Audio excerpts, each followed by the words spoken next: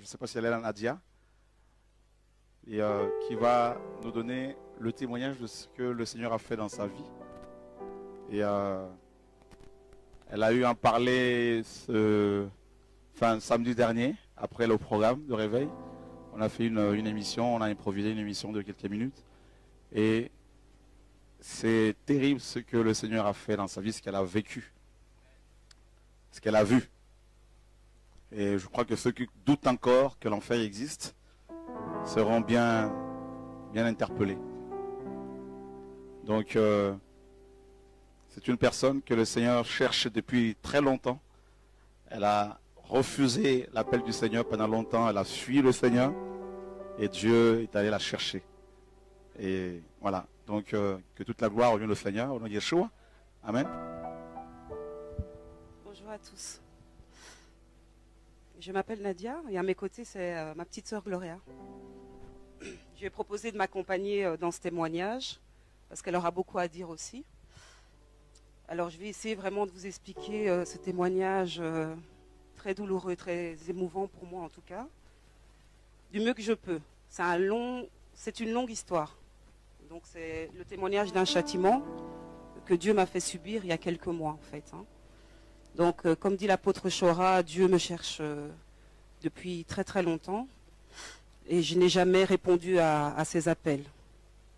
Dieu est un Dieu lent à la colère, comme on dit, mais au moment où il sévit et ça fait mal.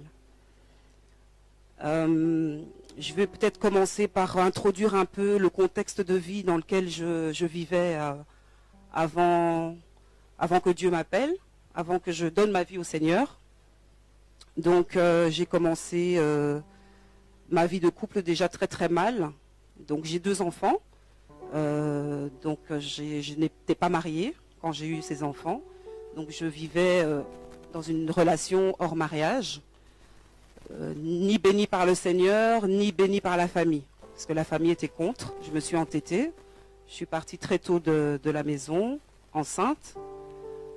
Et j'ai eu une vie de couple, quand on n'a pas le Seigneur, vous imaginez la vie de couple qu'on peut avoir, très très chaotique, qui se soldait par des violences physiques et verbales, par des tromperies, des infidélités à tire-larigot, par des séparations, des réconciliations, etc. Enfin, c'était vraiment le chaos total, et cela pendant des années. Jusqu'au jour où, il y a 4 ans, j'ai décidé de donner ma vie au Seigneur parce que j'en pouvais plus. J'avais des envies de suicide pendant ma relation de couple avec le père de mes enfants. J'étais tout le temps dépressive, donc j'étais dans l'alcool, j'étais dans la cigarette, mais vraiment plus, parce que je fumais beaucoup, énormément. J'avais un esprit de colère tout le temps en moi, et j'étais tout le temps en dépression. Donc sous cachet, antidépresseurs et compagnie. Alors il y a 4 ans, j'ai donné ma vie au Seigneur, donc je me suis fait baptiser dans une église. Et là, j'ai commencé une vie de méditation donc avec le Seigneur. Et le Seigneur m'a donné des réponses par rapport à ma vie de couple que je menais. Et il m'a fortifié, il m'a donné le courage de quitter donc le papa de mes enfants. Donc je l'ai quitté, je suis retournée en famille. Et il a pris son chemin et j'ai pris le mien. Donc voilà. Mais le Seigneur m'a sorti d'un péché, mais je suis retournée dans un autre péché. Je me suis attachée à un homme qui était marié. Donc j'ai commencé, au bout des 2 ans de séparation avec le père de mes enfants, j'ai rencontré un homme. Cet homme était marié. Donc je le savais dès le départ. Donc c'était même pas une cachotterie de sa part. Donc voilà, donc je me suis vautrée encore dans un péché. J'ai eu cette relation pendant 2 ans avec cet homme marié, tout en continuant évidemment ma vie de prière. J'étais un peu une chrétienne volante, j'allais dans toutes les églises, notamment ICC, une fois chez ICC, une fois à la Nouvelle Jérusalem. Je faisais toutes les églises parce que je me disais Dieu est partout, donc je peux prier n'importe où. Et dans cette relation, Dieu m'a interpellée plusieurs fois par le canal de différentes personnes. Donc des frères je suis de Bruxelles, hein, en fait, donc ça je ne l'ai pas précisé. Donc il y a une assemblée à Bruxelles et donc 2 frères m'ont interpellé par rapport à ma relation. C'était Dieu qui parlait. Je me suis entêtée en disant mais non, etc. Je n'y croyais pas. L'apôtre Chora aussi m'a interpellé 2 fois, je pense. Il m'a délivré même d'un esprit de mort. Mais je me suis entêtée. J'ai continué avec cette relation adultère. Il m'a interpellé au travers de ma sœur aussi. Je n'ai pas écouté. Je disais mais non, c'est le Seigneur qui veut aussi, etc. Enfin, j'étais vraiment très voilée à ce moment-là et je n'ai pas écouté le Seigneur. Et donc au mois de mai, la semaine du 20 mai, j'ai commencé à me sentir très bizarre. J'ai commencé à être animée d'un zèle excessif. J'étais hyper active. Je parlais, j'avais un débit de parole très intense. Les gens ne me comprenaient pas. Et même dans le cadre de mon boulot, mes collègues me disaient mais enfin, Nadia, tu as beaucoup d'énergie. Enfin, il y a quelque chose qui ne va pas. Est-ce que tu es en dépression? Et moi, je disais mais non, tout va bien. Je pétais la forme, etc. Mais on voyait très bien que j'étais déjà animée d'esprits qui me tourmentaient en fait. Le 28 mai, c'est ce jour-là où tout a basculé, où j'ai su que j'étais prise par des esprits démoniaques et sataniques. J'ai commencé à perdre la mémoire et j'ai commencé aussi à devenir folle en fait, à perdre l'esprit. Et donc ma famille remarquait qu'il y avait des choses qui n'allaient pas et en même temps, j'écrivais beaucoup, donc j'étais aussi habitée par le Saint-Esprit parce que tout ce que j'ai écrit, j'ai quelques phrases, je pense dont je dois parler, parce que je pense que c'est pour le peuple de Dieu. C'est Dieu qui m'a guidée dans ces phrases-là. Donc c'est des phrases que je ne peux pas garder pour moi, c'est des messages qui viennent de Dieu. Donc j'écrivais beaucoup, notamment je disais... Je perds ma mémoire, je m'en vais avec mes péchés, garder mes filles, c'était comme un testament. Moi, je ne me souviens même pas, hein, je me suis souvenue de tout cela lorsque je suis sortie de l'hôpital, parce que j'étais à l'hôpital psychiatrique. Donc voilà, pour revenir au 28 mai, j'ai commencé à perdre la tête et perdre la mémoire ce jour-là. Et ma mère m'a demandé, est-ce que tu veux qu'on appelle des frères pour prier pour toi? J'ai dit oui. On a appelé... Excusez-moi. Dieu est grand. Gloire à Dieu. Publiquement ici, je lui dis pardon. Et il m'a fait grâce parce qu'aujourd'hui, j'ai la grâce de pouvoir vous parler. Parce que j'étais morte. Donc ces frères sont venus prier à la maison. Et là, j'étais folle, quoi. Ça, c'est un témoignage que plus ma sœur pourra vous donner, parce que moi, je ne me souviens plus tellement de ce qui s'est passé. Je sais que j'étais tourmentée par des esprits et je perdais la tête. Et un des frères a dit à ma sœur, on ne peut rien faire. C'est un châtiment de Dieu. Donc ça, c'est un châtiment pour toute votre famille. Ça ne concerne que la famille. Aucune personne extérieure ne peut la sortir de là. Il n'y a que vous. Ses frères sont partis. Et on a rassemblé toute la famille. Donc ma soeur ici, ma mère, mon frère, ma belle-sœur et ma fille. L'aînée, pas la petite. La petite n'a que 13 ans, mais l'aînée a 19 ans. Donc on a estimé que bon voilà, elle était en âge adulte et que ça la concernait aussi. Donc toute ma famille a mis les genoux par terre. Et au fur et à mesure des prières, ma folie augmentait. Ma folie augmentait.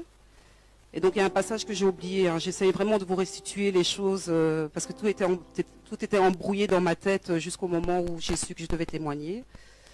Donc le mardi 28, avant que je perde totalement la tête, j'ai quand même été travailler. Sur le chemin du boulot, j'étais dans une folie, mais je ne m'en rendais pas compte. Et il y avait des démons qui me poursuivaient, en fait. Donc Dieu m'a fait grâce, en tout cas, d'avoir des yeux spirituels ce jour-là. Donc j'ai vu l'autre dimension de du monde, si vous voulez. Je ne sais pas comment expliquer ça. J'étais sur Terre sans être sur Terre. On dirait que j'étais dans une autre bulle, dans une autre dimension, où il y avait des démons humains. Mais je savais que ces gens-là, il n'y avait que moi qui les voyais. Et ces gens-là me poursuivaient en fait. Et j'ai été téléguidée de gauche à droite. Je suis arrivée au travail. Ce jour-là, je n'ai pas travaillé, je n'ai fait que prêcher la parole de Dieu. Et je vous assure que même maintenant, je suis une nouvelle convertie.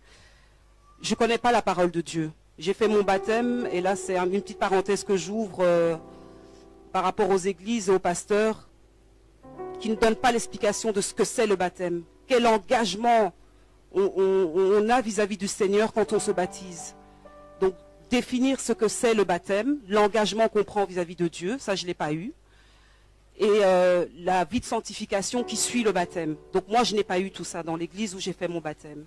Donc pour moi, j'étais baptisée et j'ai continué ma vie délabrée de péché sans me dire qu'il y avait une sanctification, qu'il y avait des commandements à suivre. Donc, où est-ce que j'en étais? Quand je suis arrivée au travail, j'ai prêché la parole de Dieu. Je connaissais toute la Bible par cœur. J'ai commencé à prêcher la parole de Dieu auprès de mes collègues. Et mes collègues voyaient très bien que ça n'allait pas mentalement, quoi. Donc, ils m'ont laissé prêcher, puis ils m'ont dit, une collègue m'a dit, tu sais, je pense que tu es en dépression et en burn-out, que tu commences à être atteinte de folie. Il vaut mieux que tu rentres chez toi et que tu ailles voir un médecin. Et moi je disais mais non, tout va bien, j'aime le Seigneur, c'est tout, c'est parce que vous êtes des incroyants, enfin bon. Bref, je suis sortie du travail en me dirigeant vers un endroit, mais je suis arrivée à un autre endroit. Donc j'étais vraiment téléguidée par des esprits démoniaques en fait, qui me poussaient au suicide. Je suis arrivée dans un immeuble, je ne sais pas comment, où il y avait toutes les fenêtres ouvertes, où plusieurs personnes, ces démons qui ressemblaient à des humains, que moi je voyais, me disaient, ben, il y a un appartement qui est là, essaye de rentrer et voir, c'est pas toi qui veux visiter un appartement. Et moi, complètement troublée, perturbée, je dis oui, ça doit être moi. Et je suis montée, c'était un appartement de 10 étages, je suis montée au 10e étage, il était libre cet appartement, et toutes les fenêtres étaient ouvertes. Et je m'approchais vers les fenêtres, en fait, pour me jeter. Ces démons toujours derrière moi. Et Dieu est grand, vraiment, parce qu'à ce moment-là, ma sœur m'a appelée. Et elle m'a dit, où tu es? Alors j'ai dit, je sais pas. Elle dit, où tu es? Alors j'ai dit, je sais pas, je suis dans une commune ici à Bruxelles et je suis dans un appartement. Elle me dit, alors je lui dis, c'est Dieu qui me dirige, je lui dis. Elle me dit, tout ce que tu fais là, c'est pas de Dieu. C'est pas de Dieu. Enfuis-toi de là, rentre à la maison. J'ai commencé à courir. J'ai laissé donc ces démons derrière moi. J'ai commencé à courir. J'étais enfermée dans l'immeuble. Enfin, j'ai su sortir de l'immeuble. Et je me suis enfermée dans une cabine téléphonique, en fait, où j'ai téléphoné à ma sœur, qui n'avait plus d'unité. Moi-même, mon portable, j'avais plus de batterie. Et là, je suis rentrée à la maison. Et ce fameux mardi, c'est le jour où ma délivrance a commencé, parce que là, j'étais atteinte de, même pas folie, mais la folie extrême, ce qu'on appelle la schizophrénie. En tout cas, j'étais diagnostiquée, quand j'ai été internée, schizophrène. Donc, on est resté 4 jours. J'ai eu 4 jours de délivrance et 2 jours de coma. De coma spirituel. Enfin, mon âme n'était plus là. Je respirais, j'étais là, à côté de mes proches, mais moi, j'étais partie. Ce que Dieu, en tout cas, m'a fait grâce de voir, c'est que j'étais dans mon cercueil. J'ai vu ma tombe. J'ai vu que j'étais dans le cercueil. Et à un moment donné, j'ai été propulsée dans la galaxie, l'espace. J'ai vu quelques étoiles. Et je suis restée, j'ai l'impression que je suis restée vraiment dans cette galaxie pendant une éternité. Ça durait et j'errais, mon âme errait, j'errais, je me demandais mais qu'est-ce que je fais là? Qu'est-ce qui se passe? Et il faisait noir. Il faisait noir. Et après ce que j'ai vu les ténèbres, donc une nuée très sombre et une nuée et la lumière en fait. Donc j'ai compris par la suite parce que j'entendais des voix. C'était vraiment les anges de Dieu et les suppôts de Satan qui pas négocier parce qu'on ne négocie pas avec Dieu, mais le diable qui réclamait mon âme en fait et ma vie. Et il disait mais enfin Seigneur, il y a un pacte qui a été fait, elle n'a pas suivi tes voies, elle n'est plus digne d'être appelée enfant de Dieu. Donc elle est devenue mon enfant, donc voilà, il faut nous la laisser. Donc c'était vraiment comme s'il y avait un combat spirituel entre les ténèbres et la lumière. Et à ce moment-là, je sais pas, un esprit démoniaque m'a pris et m'a demandé si j'étais prête. Et il m'a dit, regarde en bas, là-bas, le trou noir que tu vois, on va y descendre. Et là, j'ai commencé à crier. Et je criais réellement, puisque ma sœur m'a dit par la suite, quand j'ai retrouvé mes esprits, que Dieu est vraiment grand et il a tout fait. C'était vraiment sous son contrôle, parce que la manière dont tu criais, c'est pas possible qu'on n'ait pas eu des voisins qui sont venus à la maison pour réclamer des tapages nocturnes en plus, puisque ça se passait la nuit. Et donc cet esprit démoniaque m'a précipité dans le trou.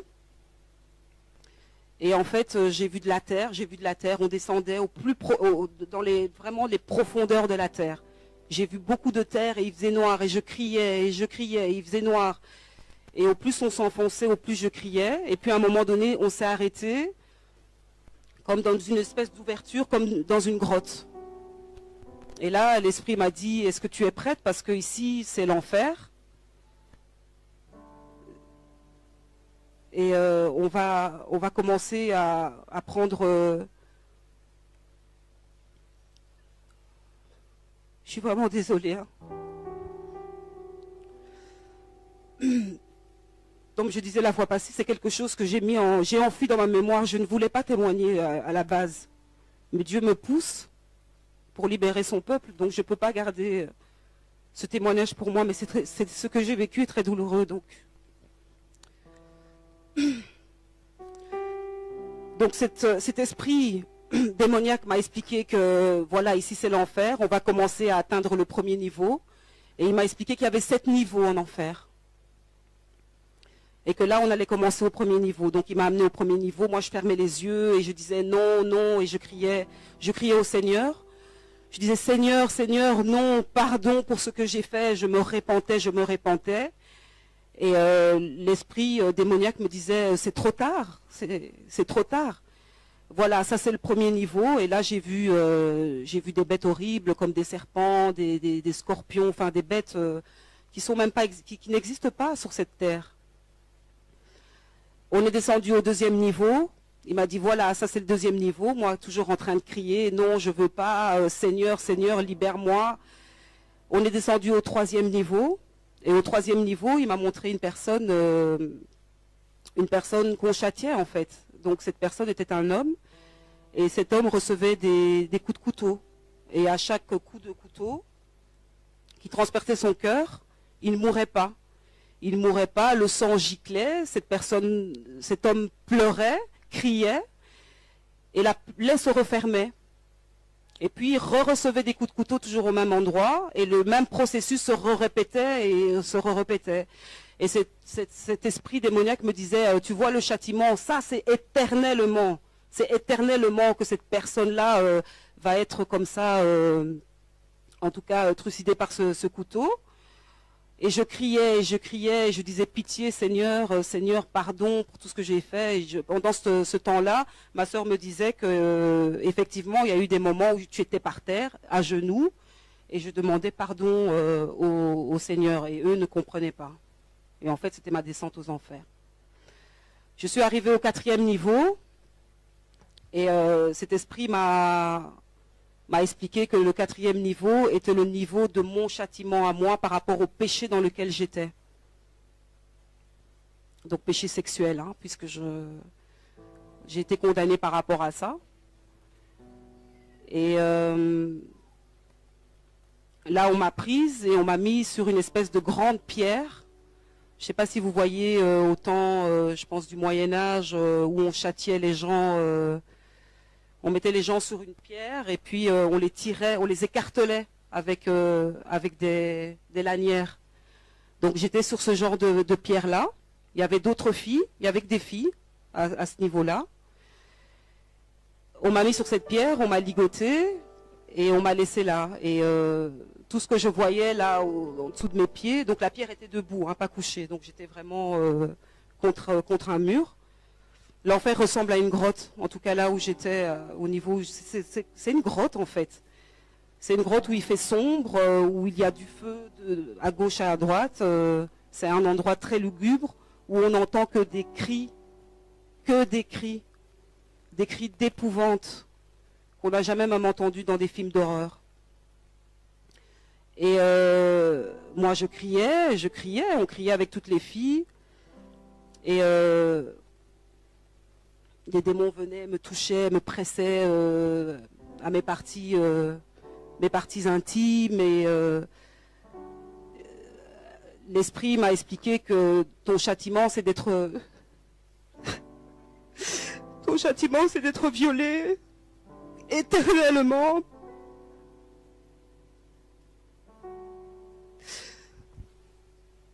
Et j'étais violée par un démon. Que je pense être Satan, il ne s'est pas présenté. On était toutes violées par ce même démon.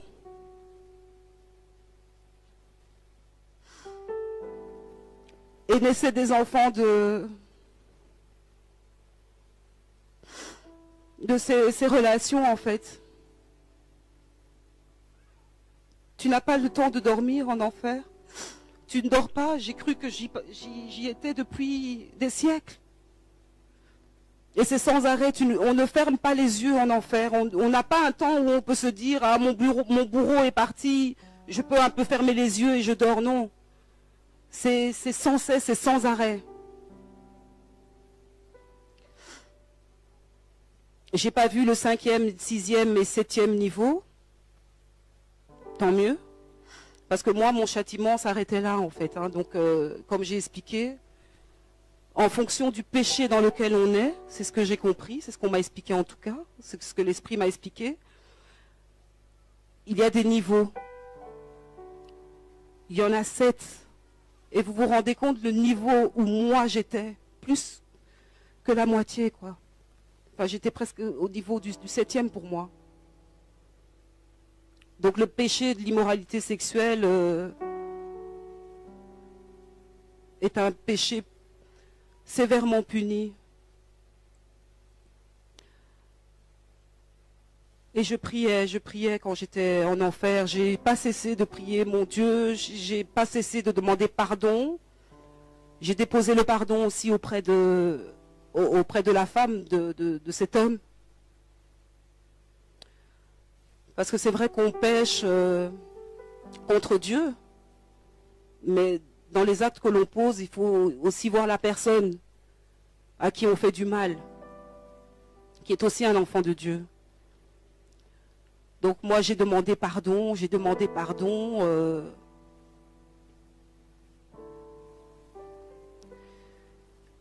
Et puis un ange de Dieu est revenu me prendre et il m'a jeté... Il m'a jeté près du parvis de notre Seigneur. Où là, je me suis repentie et j'étais à genoux devant le parvis. Voilà. Je ne sais pas si je suis passée à côté de... Oui. Et donc pendant mes songes et mes délires, je ne sais pas comment interpréter ça, mais bon, je vais quand même témoigner de ça. Je me suis vue en fait crucifiée comme Jésus-Christ en fait.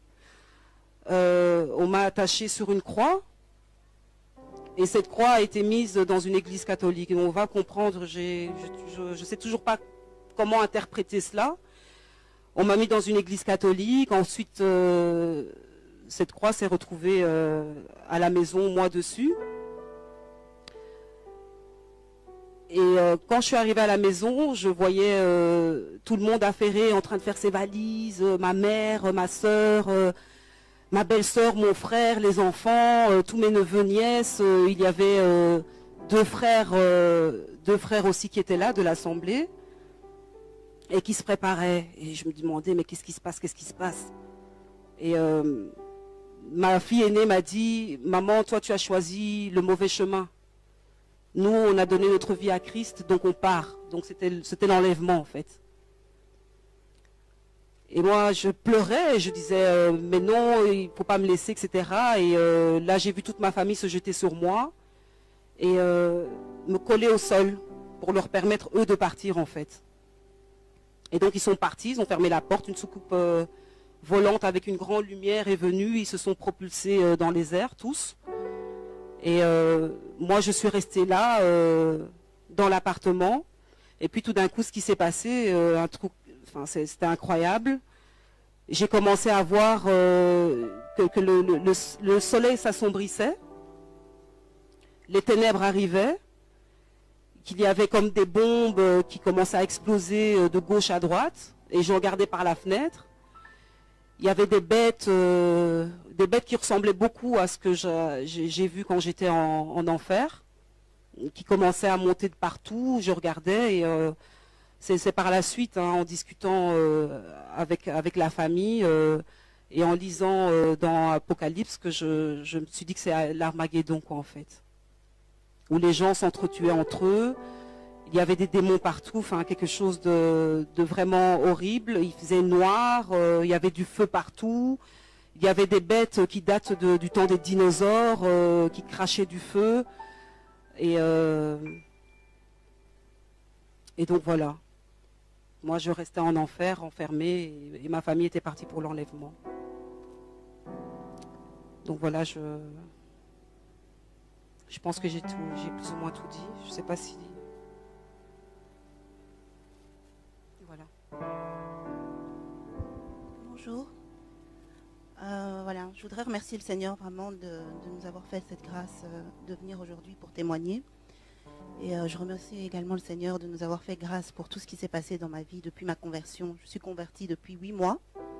Et ma famille priait déjà en fait. J'étais la seule qui ne voulait rien savoir de Dieu.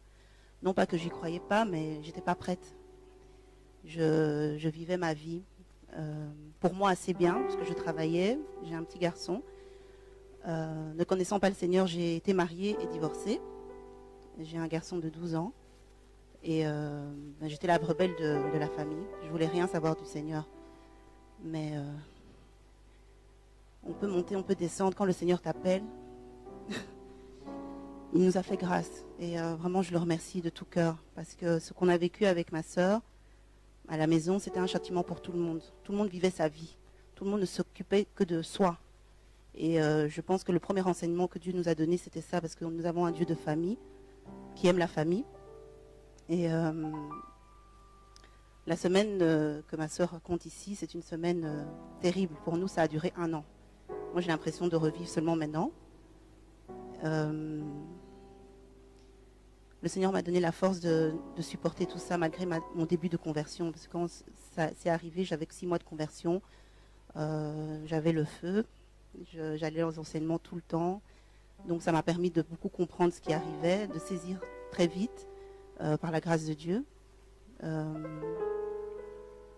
Tout ce que je voulais dire aussi, c'est qu'effectivement, elle priait dans des églises de système. Moi, je ne priais pas du tout. Je ne supportais pas d'aller dans ces églises. Est-ce que c'est une grâce? Je ne sais pas.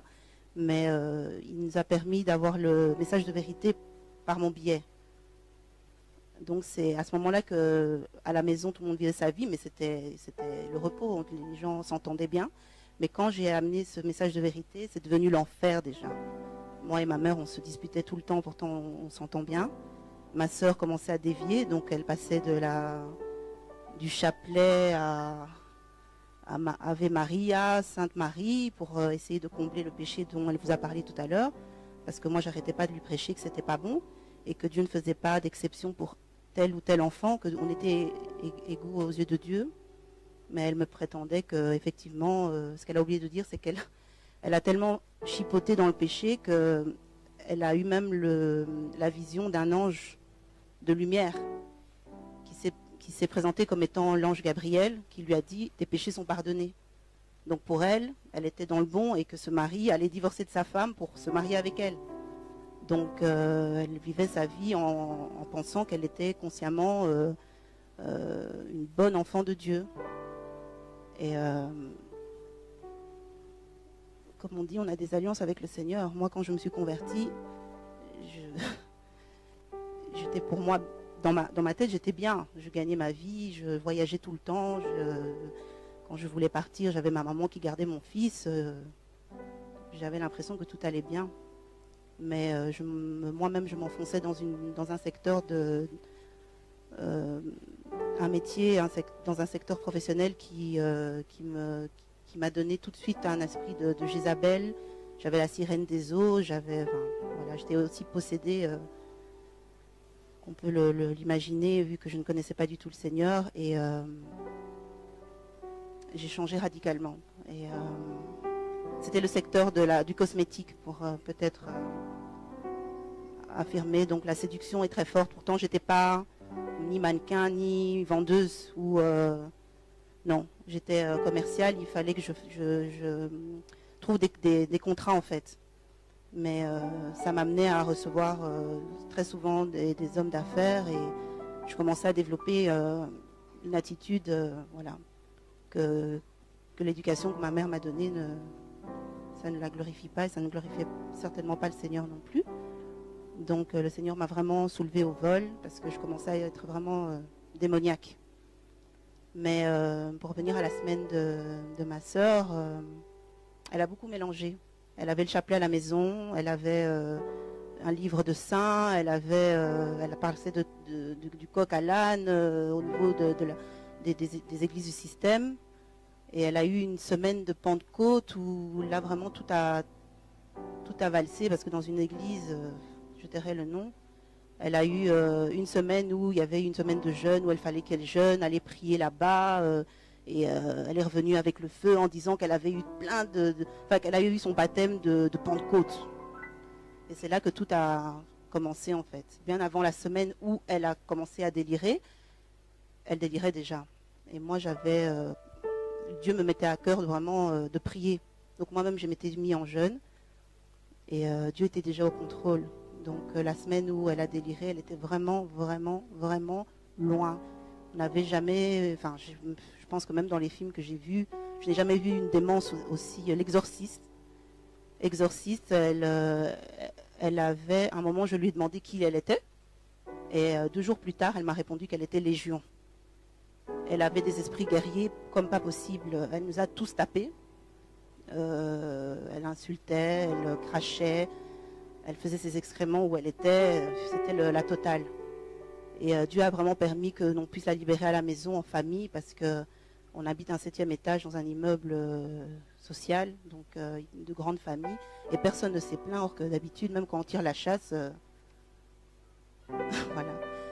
Donc c'était très dur. Je ne savais pas comment faire. En tout cas, là, j'avais beau prier, le Seigneur aussi entre guillemets, m'a donné ma leçon, puisque j'étais je disais toujours être famille. Je disais toujours que j'étais une fille qui aimait la famille, mais le Seigneur vous montre vraiment les profondeurs de votre cœur. Quand vous vous convertissez, il commence à travailler votre cœur. Il est encore en train de travailler là en ce moment, et c'est très dur. Et voilà, il fallait que tout le monde se répande. Donc on s'est tous mis à genoux. On devait se répandre. ma sœur a 40 ans, moi je suis la cadette, j'ai 33 ans, et il fallait qu'on aille 20 ans en arrière. On essaye de se repentir de tout ce qu'on avait fait. Donc c'est une grâce, c'est vraiment une grâce énorme qu'on a eue. Il n'a pas arrêté de nous bénir depuis qu'on a passé cette étape. Et je remercie le Seigneur parce que on n'est pas digne de recevoir cette bénédiction. Vraiment, je sais même pas, j'ai pas de mots. Merci, c'est tellement peu, je sais pas comment exprimer. La semaine où elle était, elle voulait, en fait, le Seigneur voulait aussi qu'on prenne chacun nos places, parce que moi j'étais la cadette, mais vu que j'avais une vie professionnelle assez agitée, je commençais à être la grande sœur, commençais à commander mon grand frère, et ça, le Seigneur n'aime pas le désordre. On a un Seigneur vraiment un Dieu d'ordre, et ce jour-là, il fallait que tout le monde reprenne sa place. Et donc j'ai repris ma place de petite sœur. Et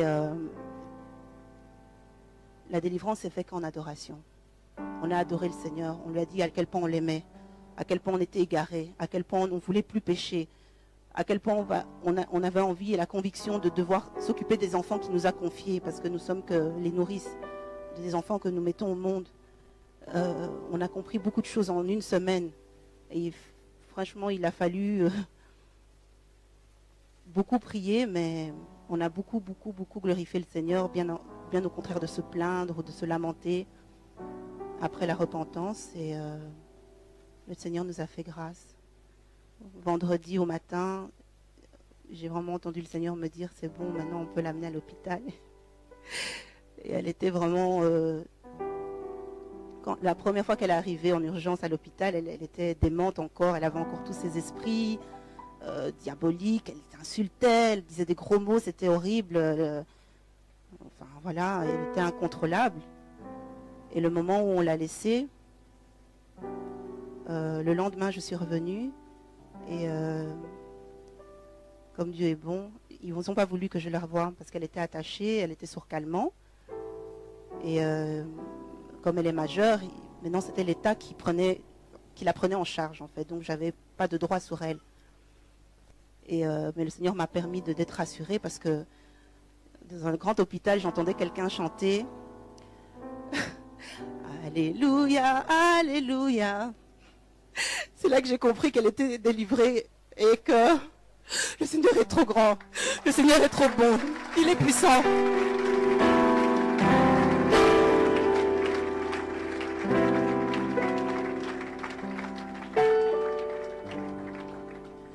Je tiens aussi à remercier le Seigneur parce que depuis que je me suis convertie, l'alliance que tu fais avec le Seigneur, il est trop fidèle.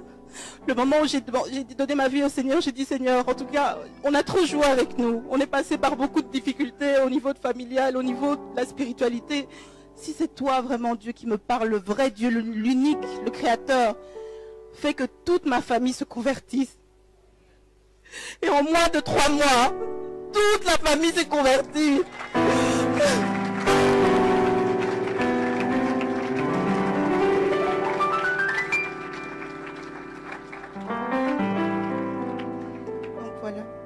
Merci beaucoup. Le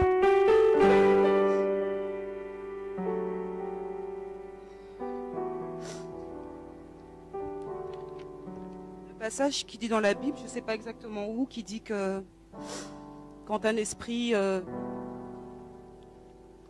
sort, oui, il revient 7 fois plus fort. Alors dans mon récit, j'ai bien dit que j'avais eu ma délivrance par le canal de l'apôtre Chora, malgré que j'étais toujours avec cet homme marié et que Dieu m'interpellait, me disait laisse, Dieu, qui je suis Seigneur, merci. Dieu m'a même interpellé de lui-même, il est descendu de son trône et il m'a parlé, il m'a dit je suis l'autorité.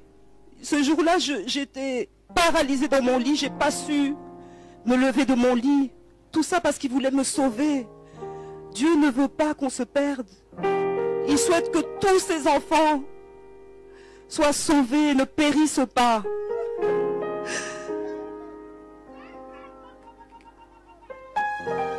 On est un Dieu d'amour. On est un Dieu miséricordieux. Quel est le Dieu qui est parti négocier mon âme, qui était déjà en enfer? Je méritais l'enfer. Beaucoup de gens croupissent là-bas. C'est horrible, frères et sœurs, c'est horrible. L'enfer existe. Moi, j'en doutais. Et je pense que c'est par ce doute-là aussi qu'il m'a fait voir les choses. Je doutais de l'enfer. J'y croyais pas.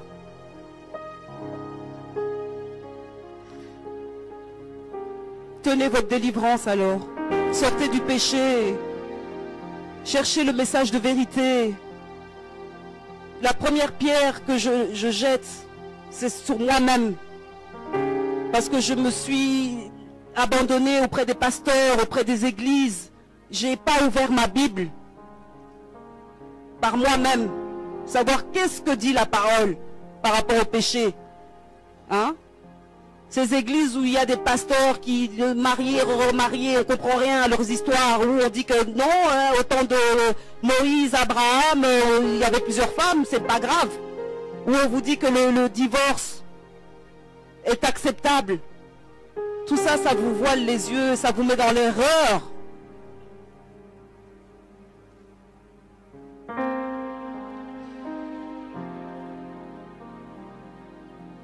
Je vais lire les phrases que le Saint-Esprit m'avait mis avant que je tombe dans la folie extrême. C'était vraiment dirigé par le Saint-Esprit. Je les ai découverts en sortant de l'hôpital, en fait. La clé du séjour des morts et le séjour des morts m'appartiennent, dit le Seigneur. L'œuvre de Dieu est une œuvre qu'on ne brisera jamais. Dieu, notre Maître, nous préserve de la mort. Ce qui n'est pas de Dieu est sale. Je vous ai tellement aimé que je sais ce qui est bon pour vous. Car je vous ai racheté au prix de ma chair. Voilà.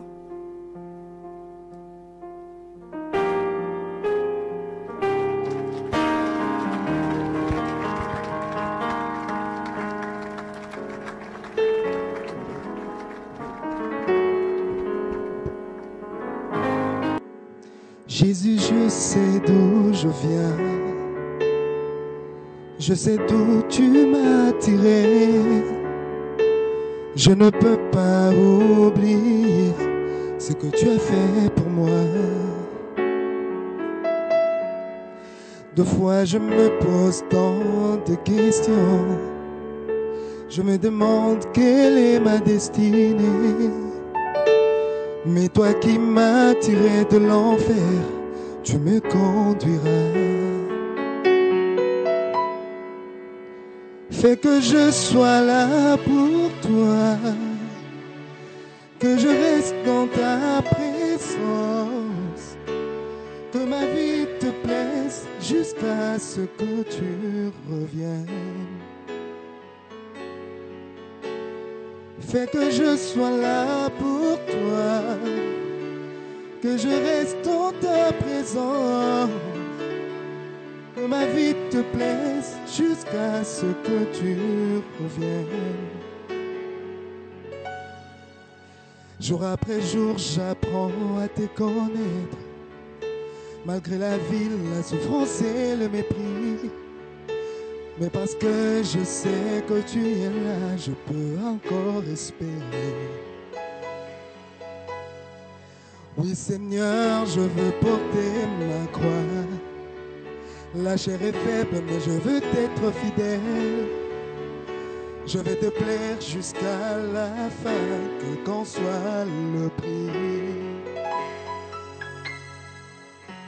Fais que je sois là pour toi, que je reste dans ta présence, que ma vie te plaise jusqu'à ce que tu reviennes.